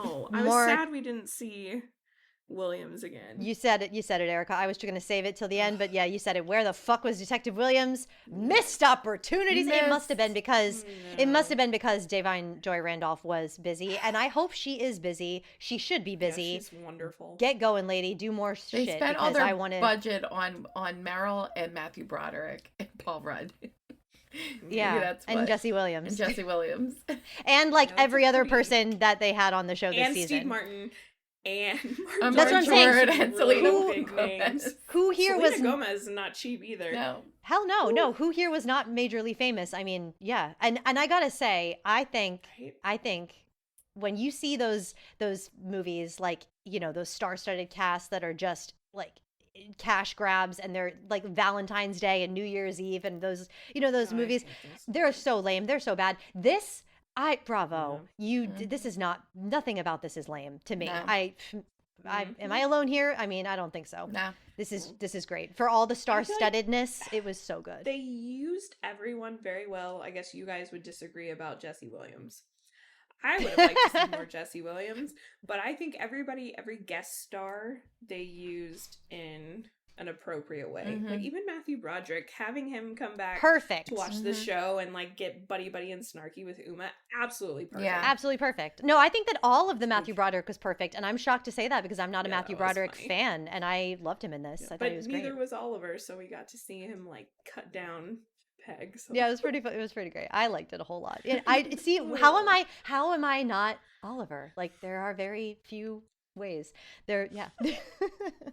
But I think that I am Oliver. Yes, but you, Erica, are very much. Charles, yes, but then moonlighting as Howard, and Kara, Mabel all day long, but at night you turn to Uma. I'm really thinking when you read the Uma lines, when you were like I'm taking this, because I was saying ask me for the lines, I'll say the lines, and you were like no, I'm saying them. Yeah, very... Uma, I'm not gonna lie, like Uma and Bunny remain two of my favorite characters on this show. Oh, absolutely. Give me that spinoff. It's so hard to pick. It is. Right? Yeah, it's so hard to pick. Because that's what this show is about, the characters, you know? Great ensemble show. Mm-hmm, yeah. It really is. Yeah. The Star-studded. Ensembled hard. Mm-hmm. Hard. Okay, so Mabel, to the attic, to the rafters, rushes up there because Cliff rushes up there because reasons. Just he used to watch his mom's show from up there, so he was probably reflecting on his mom and this big revelation. That was probably a safe place for He was him. hiding. Yeah. Sure. Yeah. And maybe he was anticipating the cops coming in and arresting him. So it's not a bad spot. Some choices there. Yeah, I thought it was just very funny that I was like halfway through the episode or halfway through the scene with Mabel and Cliff when I realized, why are we here? Why? Because drama. Because we got to dangle we have to hang. We got to swing from the chandelier. So dramatic. So dramatic. Cliff. But it was wonderful. It's like, it was a what a way cliffhanger. to repay your mom. Nailed it. Oh, that's something I want to talk about. Names. Yeah. For sure. sure. We'll get there. Okay. But so what a way to repay your mother, though, who has like covered up your murder. She's dying of stage 4 lung cancer, and her last ditch effort was to make sure that you could like succeed and be free. And then you want to like splat on the stage in front of her. Mighty little brat, make a mommy go splat. Right? I was just like, what are you thinking? I was like, that is selfish, Cliff. Like, calm your shit right now. Yeah. So, okay, because of lipstick on hanky, which, we forgot to say that when that was the way that Mabel cleverly got Donna to the office, right? She handed her these flowers with this with the note. Yeah. And they were doing their little pre-show ritual where they kiss on the lips. Oh, gross. And so she kissed his hanky and put it his little pocket square. And so that was their thing. And Mabel's like, well, I'm going to go before it gets any cuter. I was like, thank you. I like that. We're all thinking. Yeah, that was good. That was super creepy. Yeah. So, Did not so because of the lipstick on the hanky, Mabel knows Cliff was the one at the elevator. The lipstick was crucial, but not the lipstick on the mirror. That was another attention diverting. And did I not say that? We all called that one. We all said that was a big misdirect. So when he's confronted, right, Cliff does this very cool thing where he's starting to come unhinged and mentally, and he's reliving Ben's death scene, and then he's looking at the show and he sees that it's Ben, not Oliver, and we get Paul Rudd and Meryl Streep singing. That was awesome. I mean, truly. Yeah, talk about it. It was so good. I was grinning the entire time. Ear to ear. Because I've never seen Paul Rudd sing seriously. Like, anytime he's done it in a movie that I've seen him in, it's always been more for comedy. And in this, it was just so impressive. And the beat, like, of the music and the timing of it as everything up in the attic was ramping up, like a crescendo. Yes. Like, it was just... Yeah. Oh.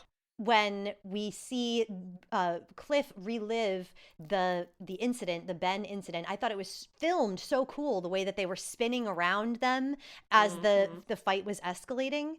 So, you know, Ben's there and he's on the phone with his doctor saying he ingested rat poison. And I really liked the fact his leading, right, yeah. His leading man cocktail, though, with the microdose of Viagra, saved his ass, saved his life. Fuck. I'm like, sure. HGH, uppers, and a microdose of Viagra. For good measure. Like, because all right.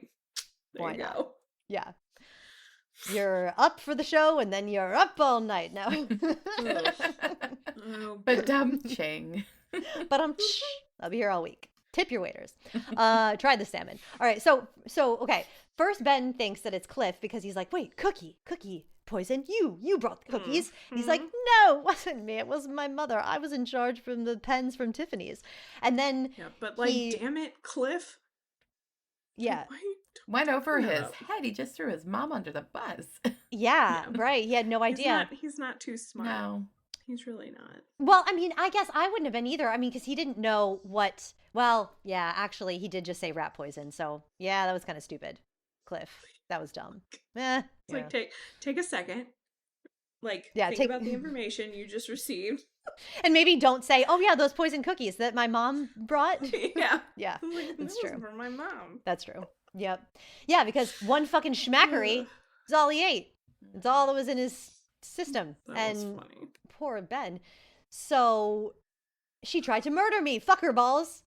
And then she's going away for a long time, boy. And then I love that. I'm telling the cops. Oh, she's going away for a long time, boy. And Paul Rudd, like, I loved him in this scene. I really did. And Cliff not comprehending, or Ben not comprehending the change in Cliff when he called him boy. And he's like, it's Cliff, not boy. And Ben just goes, sure. I'm like, all right. And that's when, that was my other most marvelous moment. Yes. Okay, so we'll play this one right here. This, truly, I howled when so Paul loud. Rudd said this. Okay, hold on. Like, the delivery is everything. Like, oh my God, she thought I sucked. She thought I was ruining her boy's play, her real star. So she tried to murder me? I love how Wesley Taylor's little face. I love how He was like, Ben Glenroy solves the murder, all of Only Murders in the Building season 3 in like 3 seconds. Yeah. It's just great. Yeah. It's They're like smart. Sherlock, and he's got his little Sherlock costume on. Ah, Sherlock costume. Sherlock costume at work. See what it does? I remember Sherlock for later. I'm telling the cops. Oh, she's going away for a long time, boy. It's Cliff. Not boy. Sure. How do you call the cops? Would you just Google cops? I'm more than just Donna's boy. This was so funny. How do you call the cops? Do you just Google So cops? good. It was such a sincere question. It was. It's like you're trying to implicate his mom. You're basically threatening to put his mom in prison.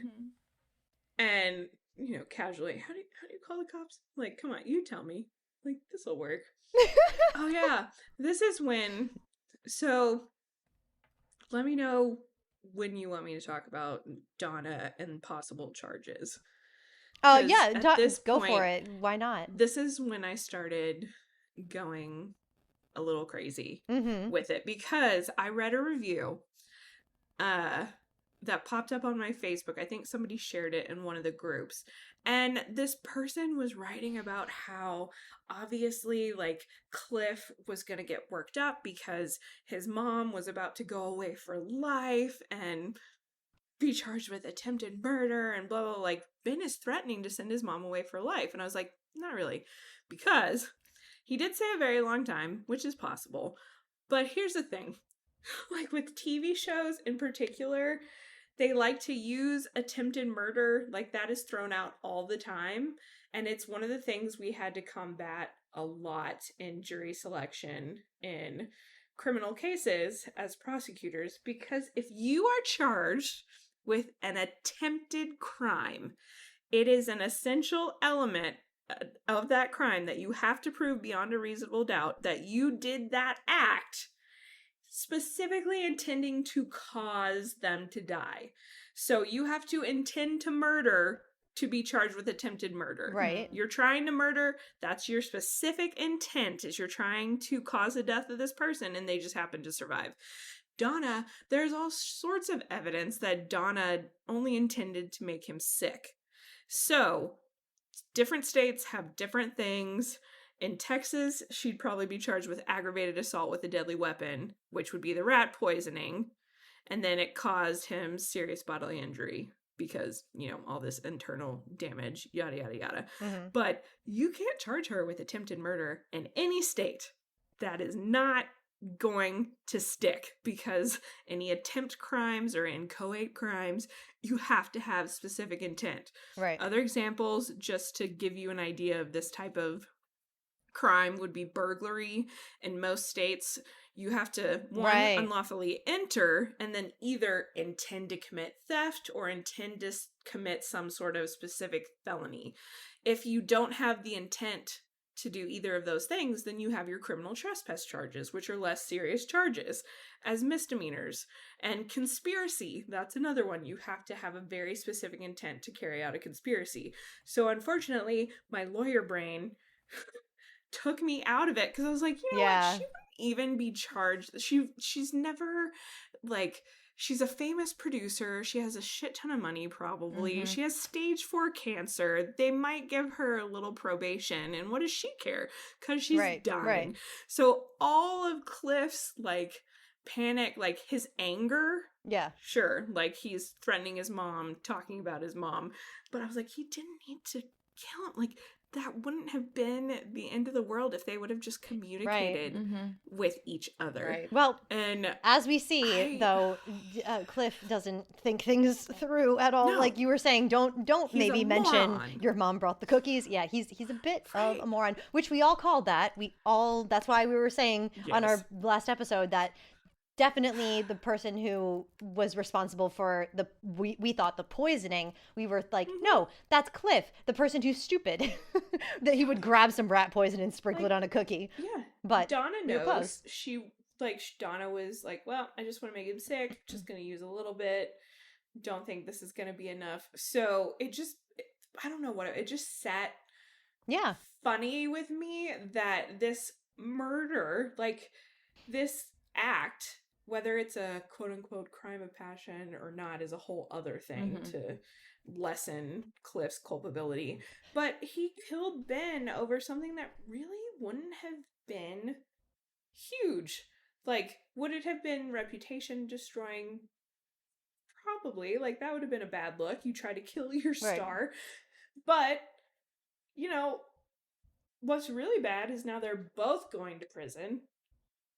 So I don't know. That kind of bothered me. I was like, kind who of. killed him? Yeah, no, it was. I know. Yeah, Cliff was just probably the dumbest murderer we've definitely seen on Even Only more Murders in the than Building. Poppy. So Yeah, stupid. yeah. Well, Poppy's was pretty stupid too. Well, and I know I shouldn't let real world stuff get in the way of it, but I cannot keep it out of my thought process. Lawyer brain. Like, I can't do it. I spent so much time making sure I retained it and applying it Yeah. that it's not going anywhere. No, But and that I love just it because I bugged don't know me. these things. So thank you for bringing your logic to the table. The lawyer Listen, speaks, as always. We appreciate it. If anybody takes away a tidbit of information, just know that attempted murder is harder to prove than a lot of other crimes because you have to prove that specific intent. So if you're sitting on a jury, especially in Texas, and they're charged with aggravated assault with a deadly weapon, that is the more appropriate charge. It covers the same felony. It's a second-degree felony, 2 to 20. Like, attempted murder is not easy to prove unless you have something clearly showing their intent. Rock But on. like this one, I was like, damn it, Cliff. Moron. So, okay, the So part that I stupid. thought was very interesting about this whole thing was learning after the fact. There was the Only Murders in the Pod companion podcast that Hulu has. This scene, whole ending scene, everything with Paul Rudd, because they only had him for a limited time. He had to go film Ghostbusters. This whole scene was written and filmed months before everything else was even written down. Ooh. So the murder had not been detailed, had not been written. They just knew this is how Ben dies, and we'll fill in the blanks later. So I found that very fascinating because I think that it was quite seamless. I could see a little bit maybe of how the dialogue was maybe a tad general, a little stilted, but overall, I mean, it was acted superbly. Wesley Taylor really kills it.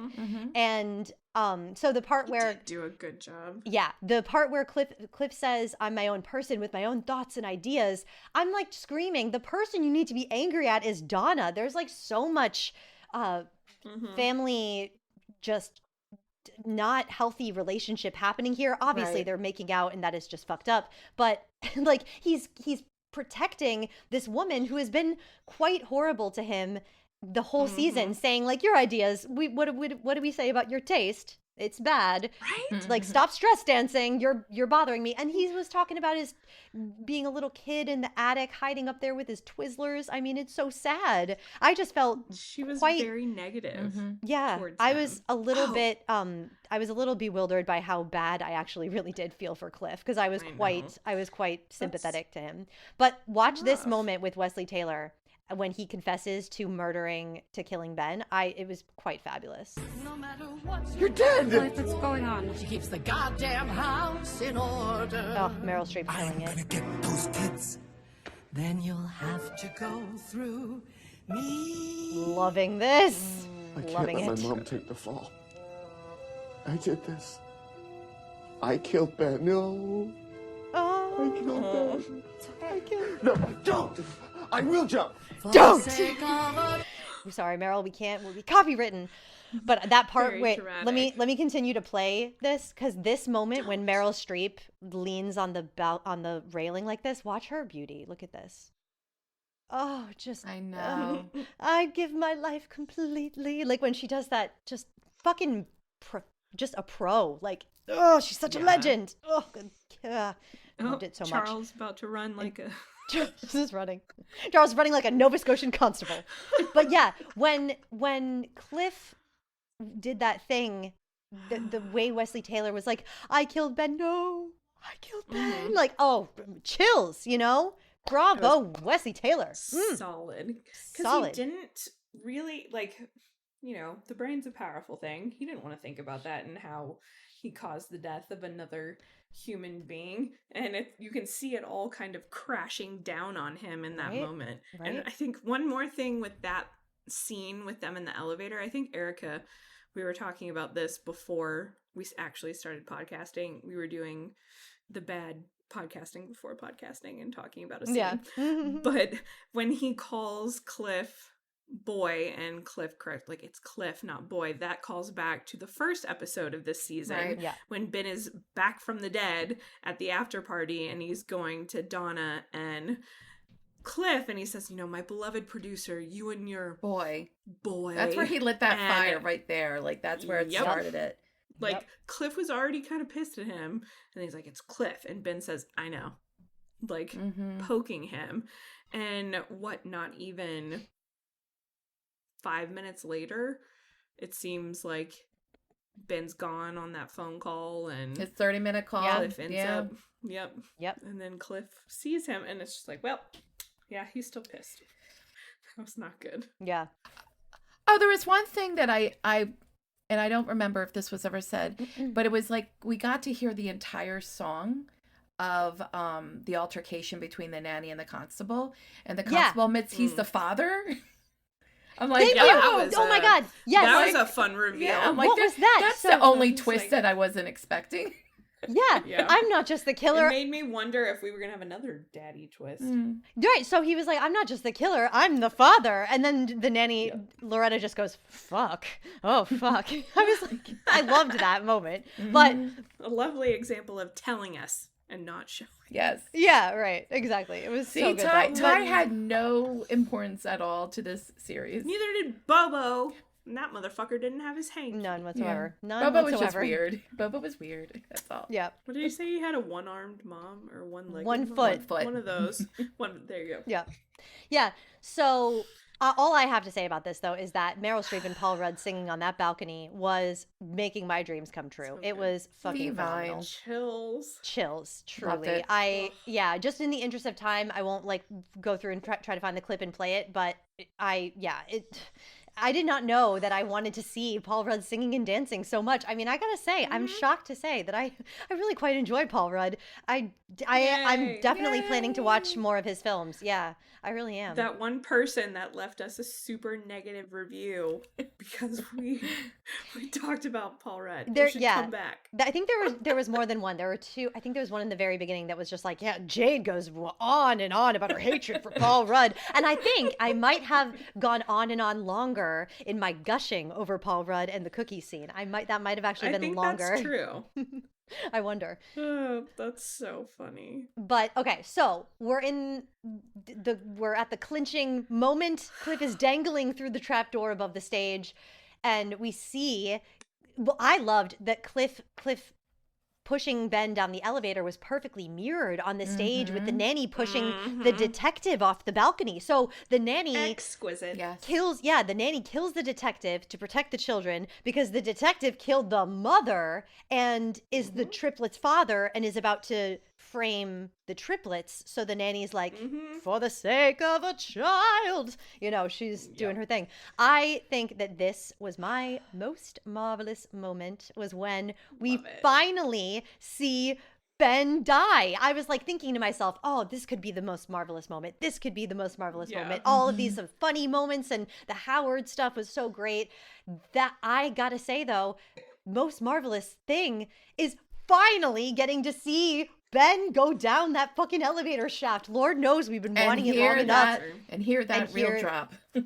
Yes, right? I was trying not to feel too disappointed that he was actually pushed and the cookies were actually poisoned, which is what we said from the very right. beginning. We'll get there. We'll get there to when we'll get there. Okay, first let's watch my most marvelous moment. All right, Ben. Prison bars. Actually, you might, boy. Give it. For the sake. For the sake. For the sake. For the sake. For the sake. For the sake. For the sake. No blood. Nope. Poor Ben. And the heartbeat. That was a lot louder. Yes, it was. With the open elevator shaft. Pants dropping moment.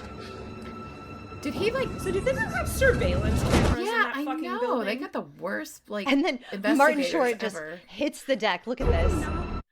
Like with the man with the heart condition. There he is. Thank goodness laid out. they were very gentle with Martin Short. Maybe not with Oliver, but with Martin Short, they didn't have him do his own stunts. They just had him. Okay, Martin, go lay down now, and we'll start. Lay down. Go lay down now. Yeah, what you were saying Action. about surveillance cameras, those are things that we just don't think about in TV Logic Land. No, we don't. We don't think Well, about those. I would not want to live in the Arconia at this rate. No, Shit. right? Yeah. Nope. And I actually wanted to play this as well. The nanny's like ending moment and like her Loretta's final gesture was watch this. This see Meryl's amazing. For the sake of a child. Good. Yeah. To the door. Just the way that she did that though, she just was like, for the sake, and then like to the door, to the and then to the ta-da pose. Yeah, I was like, well, I loved it so much. I stopped and was just like, dazzle. yes, jazz hands galore. Yes. Yep, that was amazing. And then the audience can clearly see Oliver running off stage because there is no curtain in this world on this stage, no transition. None. So everyone runs to the rafters to save Cliff. Cliff is dangling by literally a finger. I'm like, damn, boy. We knew he was strong. He does not but- have the upper body strength. I was just like, he might be that wiry strong. But I was like, come on, man. Yeah, apparently he does. I would have just went bloop. And they're so straight Oh, there. yeah. Down I go. Yeah, there would have been nothing. No way. Yeah. Yep. So Cliff has a great... I'm just picturing trying to hang on and being like, I just go "Alright." bloop. Yep. Like, I'm dead. Or severely hurt. Baby goes Like flat. Cliff was Yeah. asking, like, will it hurt? I'm like, God, Cliff, what is your problem? I know, like, what is Yes, and Will you're it gonna hurt? probably and also I'm like, you're gonna probably fall on some person down there and hurt them even more. You jerk. Yeah. Mhm. Or like clip part of the set Yeah. on his way down. Like, Oh my that's God. not, that's not Excuse me. ideal. Yeah, Cliff demonstrating his superior brain power. Yeah, just more confirmation that he's an absolute moron. Yeah, and the last thought is, tell my mother to throw the box under my bed away without opening. Please insist on that.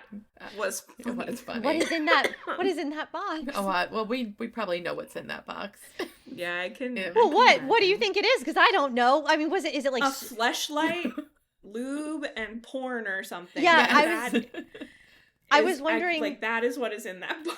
I was wondering if it was like straight porn, like secretly he's straight, which I really hope. I don't know why my brain went there. I don't know why, Ew. because that would just make the whole That's thing funny. really inappropriate. Really more. Straight porn, or it's like the creepy, like, I don't know if this exists. Maybe I shouldn't. Anyway, Okay. like they have stepdad daughter porn and like dad and babysitter Please, porn. no, What no if he had more. like some mom? No. Mom porn. Oh Lord. Alrighty, here No. we go. Now That's gross. I No. need a shot. Now I was saving my tequila for part 2, but I think I need to. Yeah, I might finish this wine with that. You're welcome. Man. Lord. And the great moment, though, Uma and Matthew Broderick and Jerry all together. This is the strangest fucking Broadway show I've ever seen. I was the original director. My version was stranger. And course just it Matthew was. Broderick, I'm so glad I'm not in this. It Yeah, that was good. was really Perfect. good. Oh my God, Perfection. yeah. And then, yeah, Donna comes in to save the day, and with all of her chemotherapy, lung cancer strength, she saves her son, pulls him up. Sure. For the sake And of the a child. trio, for the sake of a child. I did love when she was just like, I know, mommy's got you. I've got you. That was sweet. Ugh. If she Yeah. just wasn't Ugh. kissing him all the time, it would have been like I sad. know, like, don't call yourself mommy. I can't do it. Kiss for mommy. Yeah. And then the trio fist bumps, and that was adorable. That was cute. When cute. when Mabel was just like, "Oh, all right, we're doing this, I guess." It's like, "Yes, Mabel, lean in, damn it. You know what the Yeah. deal. You know what's up." So, how do they all end up on stage bowing? We can only guess. Who cares? Yeah. The movie's got a movie. And Donna's like, bow, you idiots. I'm like, okay. But I really loved seeing Howard running around in a tizzy. And he's like running on stage, running off stage. And KT's like, lower the curtain. And I'm like, a little too late, KT. Could have used that command a long time ago. And then where was she this whole time? Not stage. I guess not when stage they should managing. be dangling from the rafters. Yeah, KT had jobs. Like, run a tighter ship, KT. Yeah, she had jobs to do. And then Howard runs back on. He can't help but take a bow with his pointed toe and all. It was great. So then Cliff and Donna go to jail. Where is Detective Williams? We don't know. Davine Joy Randolph was busy. Then you notice how they snuck in one more freaking kiss on the lips as they're going. I was like, was that necessary? Was that necessary? That's Yep. Like, I feel personally attacked. Yeah. No more. I need a safe word for this show at this point. I need an adult. Yeah. I'm like, Alabama. Get me out of here. I don't know why I said that. Alabama's like the go-to safe word state to reference with incest jokes, unfortunately. Oh, God. I didn't even... No. I didn't even realize what I was saying. I literally just said the first word that came to my mind. Right, though? But that's just... You're not wrong. All right. Well, we love our listeners from Alabama. Yes, we do. That's true. Who are not incestual. Nope. Yes. No, you're not. I know great people in Alabama. Erica's crying. I laugh crying. Hey, people make jokes not about drinking Texas all alcohol. the time, too. I'm drinking water. Although a lot of them are warranted, I will say. But You know. it's fine. It's fine. Erica is getting high on life. On life, yeah, and laughing at the two of you. The punchy hour has commenced. Oh, okay, so not yet. Not yet. Okay, getting to the end. So cast party at Oliver's. The sign, Death Rattle Dazzle the musical. They said it would never work, those idiots. Did you see that on the sign? I like that one. That was really good. I know. I made sure to read the sign because we missed it. I missed it the first episode. And I did find it funny that Oliver had to pay to read the article. That was so funny. That was cute. That was so It was funny. good. When I was looking up So an article realistic. to get some information for this, Yeah. the same thing happened to me. It's like, Oh. why stop? Totally. We've all known what that's like. And then you go to like click away from it and it goes, well, we've got a deal for you though. You could get 3 months for free. And I'm just like, fucker, fuck balls, fucker. Go away. Yeah. Fucker balls is also a sentence, a Fucker phrase balls. that I don't think I've ever heard before. But Mitt will adopt. Fucker balls. I'm adopting Yeah. that Yeah, I one. like it. Yeah, it was good. Fucker balls. Yeah, rolls off the tongue. So, okay. The review is in. It's a hit. The dusty old chestnut has been Botoxed and bedazzled and brought back to life. We love to see it. Lorette. And then, yeah. Autocorrect on my notes app. I tried to write, this dusty old chestnut has been Botox, bedazzled, and brought back to life, but I guess it autocorrected to this dusty old chestnut has been bottomed, bedazzled, and brought back to life. And I just glanced at it. I was like, what the hell? I was like, no. That wasn't me. I didn't write that. Yeah. My autocorrect is trying to be difficult. Bottomed. Yes, Different. it has been. Very different. It has been bottomed. with Botox, its- yes. Botox, yes. So, okay, Oliver and Loretta at the piano. So adorable. Loretta took out her braids. Yes, I know. Didn't have her signature hairstyle in. But I know, I did. Congratulations, I noticed that too. everybody. Yes, and I thought it was really cute. And he was like, thank you, Lucky Durkin. And all I can just think is That like, was sweet. why didn't they choose a more attractive sounding name? Last Like name. Lucky Durkin just sounds so wrong to me for some reason. I'm like, God, that's just a Sounds terrible like name. Merkin. Or Dirk or gherkin, like a Yeah. in German. Lucky Durkin is There's just been some German stuff sprinkled throughout the season. yeah. So okay, then Dickie comes in, tells Loretta, family burn unit will wait for her, and there's Grey's interest. Anatomy reference, Jesse Williams. Yep. And there's interest for you to play the lead in Hedda Gobbler. Oh my god. The animated feature about the turkeys. I am rolling on the floor at this point. That was so funny to me, y'all. That was like that. because Hedda Gobbler is one of my favorite plays of all time. I mean, truly, like life goals. I will play that role. It will happen very soon, and I mark my fucking words. I am obsessed with Hedda Gobbler. So when he said Hedda Gobbler, I was just like, no, I died because she was like, cannot be what he said. and then I was like, what is it? And my brain started to go to like, is this about turkeys? And then he said the animated feature, and then he was like, oh, hold on, about the turkeys, and he like walked away, and she goes, and you see her brain like working, and she's like, no, maybe not that one. Maybe not that one. Because at first she goes, ooh, like her eyes widen and she's like, oh, sound, Hedda Gobbler, ooh. And then no, Hedda Gobbler. Yeah, it was really good. Some people say gabbler, whatever. I say gobbler because I am refined like that. I am affected. So Mabel and Oliver, they like LA in small doses. We get the one season contractors out of the way, nice and clean. Yeah. Snip, snap, bippity boppity boop. They didn't die, at least. Oh. Yeah. And now Oliver is perfectly fine with Loretta following her dreams because she's completed his one night run of his Broadway show. Nothing more, or I don't know. Maybe we just don't see that part. I didn't even really think that Eventually. through. Because they say that the family burn unit will wait for you, so that means probably until the end of the Broadway she'll be show. Able to finish. Right, and from when it comes to animated stuff, you can do that from anywhere. You don't have to be at the location. So good for Loretta. She's getting jobs. Will we see Loretta at all in season 4? Even just a little bit? I mean, I don't get me wrong. I wish for it, hope for it, sure. Like, put it on the wish list. I don't think we're going to get it. I don't think it's realistic. No. But, I mean, I guess it wouldn't be that far out of the realm of expectation because people like, Meryl Streep, who are very famous, and they are able to pick and choose their jobs. And I think at this point, this show is going to get a budget that's like astronomically high for next season because of how well this season did. Oh, yeah. And if you're Meryl Streep and you enjoy the company that you're working in, you're going to request to like put me down for the next season because I got to have fun in my Twilight-y years. I mean, not Twilight years. Maybe but, a guest spot, a couple of guest spots or something. Yeah. Bringing them back would be fun. I mean, I'd love to see her in front of the murder board again. Yeah. Love it. Love to see it. Of course. Yeah. Fingers crossed. I'm not getting my hopes up, but I mean, that would be because Lord knows how much I want to see Oliver and Loretta live on and be happy.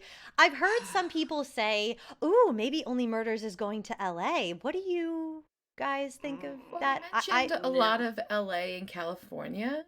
Yeah. Like there was California Red, LA this, LA that. I don't know. But that would be off. It's not the same. It's not Only Murders in the fucking building. No. Yeah, like maybe I have a problem with change, but Only Murders in the Building is a New York fucking show. Like, don't take it to LA. No. Steve Martin's vision was these 3 old men in New York sitting around like solving murders in their building. LA is not the same. That's an entirely different vibe. I don't want to see people in like an apartment complex. Yeah. Trying to solve no. No. Don't want to see that. No. And we've already had them separated. I want them to we need them together. Yes. Yeah, I know. Next season there better be a ton of trio togetherness. Or I'm going to be pissed. Yes, absolutely. Okay, so we're going to get to all of that when we talk about what we want to see next season. But finishing out the end of the episode here, Charles gets this romantic feeler text from Joy, which is so mean, saying Scott Bakula says hi. This I've later found out in Only Murders in the Pod, this was an improv from Steve Martin. So people who have been looking into... It is. Yeah, so this doesn't have... I mean, who knows? The season 4... But it was a text from Joy. It was a text from Joy, yeah. But season 4 has not been written yet, so this might tie into the murder mystery, but at the time when Charles said it, at the time when Steve Martin improv'd it, it didn't mean anything. Really? So as far as the writers... My theory still stands, so I feel better that we'll talk about. Yeah, okay. Sweet. Mm-hmm. So then, yes, so Saz comes in with her case of old Belgian cold beer. Got a cold, what is she? Yeah, I got a cold case for you. And quality since 1902. Just is that what it you were said? wondering what it said on there. Yeah. Nice. Oh, okay. Not a real beer. Not a real beer, nope. Unfortunately. And so Charles says he will get the wine, his fancy wine with the tiny grapes. Mm-hmm. And of course, Saz goes, the lights are off. She gets shot. Maybe at the end, we see her hand move. She's maybe about to write something in blood, very Agatha Christie, which is... She makes a line. She makes a line. She's able to get a line. Yeah. Yeah, when I saw that, that's a huge thing in an Agatha Christie book that was recently made into a remake by Kenneth Branagh. Yes. And in Sherlock. And in Sherlock. Okay, yes, you're right. I'm excited. Yes. You'll cover the Agatha, I'll cover the Arthur. Nailed it. And I was also like, oh, the Poirot tie-in there, the old Belgian beer. Who's that old Belgian? Hercule Poirot. That was in a video. I think it's the Double P Media YouTube video when they do their little recaps for Only Murders in the Building. They called that out, and I was like, shocking that someone else nailed that. I thought I was the only one to catch that old Belgian. I was like, oh, that's Poirot. That's because so much of this ending has Agatha Christie. And then, the closing credits, we see that case of beer and the death rattle sign from the party. They said it would never work, those idiots. So nobody died this time, I really hope. Yeah. Charles, or Saz, went to go get a 1966 Argentinian Malbec.